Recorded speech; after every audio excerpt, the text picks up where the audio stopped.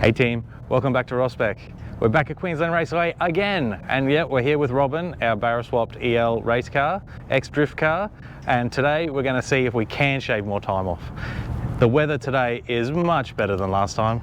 We might actually have blue skies. Now we can have a real crack. We have made some changes before we hit the track, but we'll talk about that later. But now let's get into it.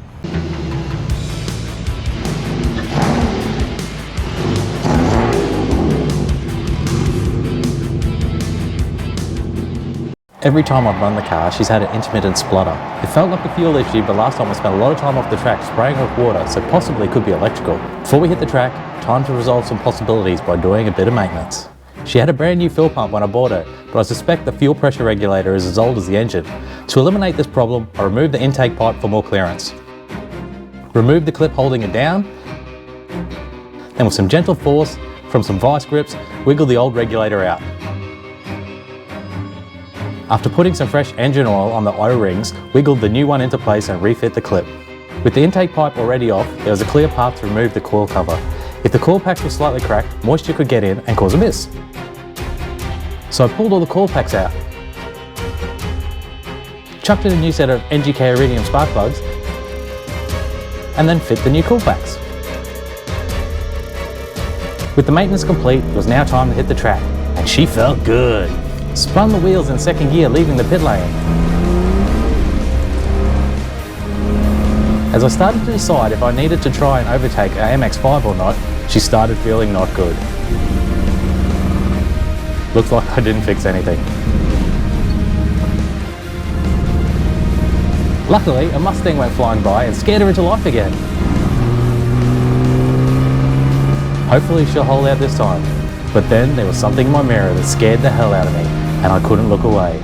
A Supra spun in front of 3 cars. From my angle, it looked like they were going to pile into each other. Somehow, they made it through without damage, so I could start focusing on running a lap. However, Robin had other ideas. Splutter. Splutter. And more splutter. And even with me coaxing her along, she still wouldn't have a bar of it. It was happening frequently enough now that I could better assess what was going on. On the first track day, it only appeared to happen if I ran third gear to redline. The second track day, it seemed to be hit or miss when it was happening. But now I could tell that if I ran to redline followed by a corner, shook the car too much, or braked hard, it was coming in. I still haven't put any fuel in the car since the first track day, so I feel like the fuel is sloshing around enough inside the tank that it isn't able to be picked up properly and causing my issue. To test my theory, I had 20 litres of fuel in a jerry can with me.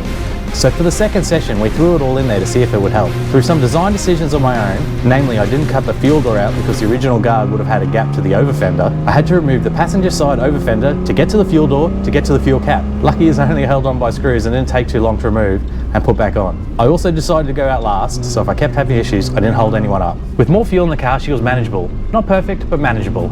As long as I kept it smooth, shifted early and braked a bit earlier, she ran great. We started passing cars.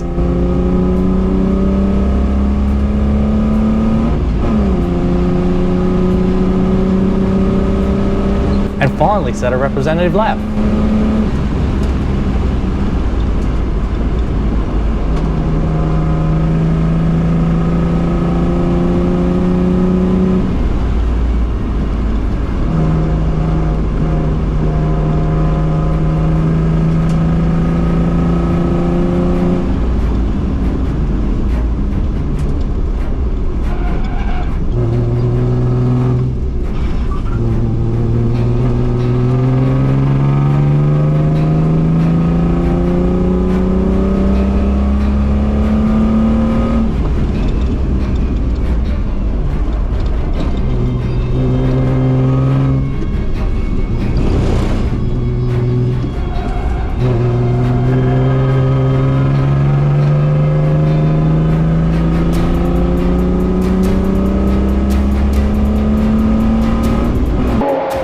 And it was a good one.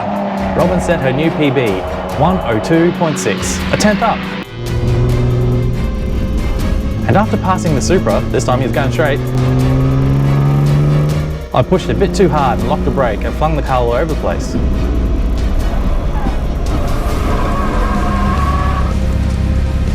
This is a perfect example of the conditions that induce the splutter.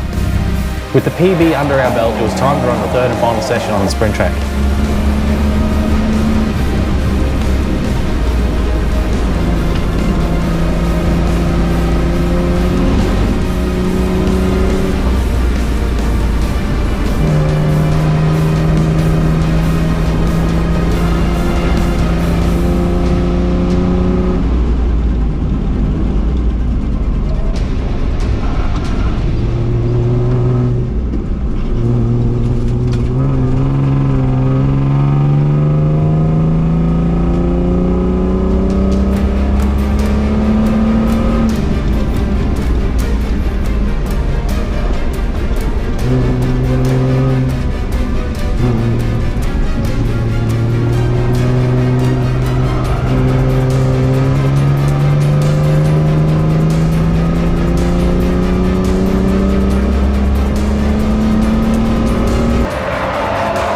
And guess what? She went quicker again, 102.4. Only a small improvement over what we've run previously, but I haven't made any changes yet that are big enough to expect a massive time improvement. Before the next round, I need to sort out the fuel issue.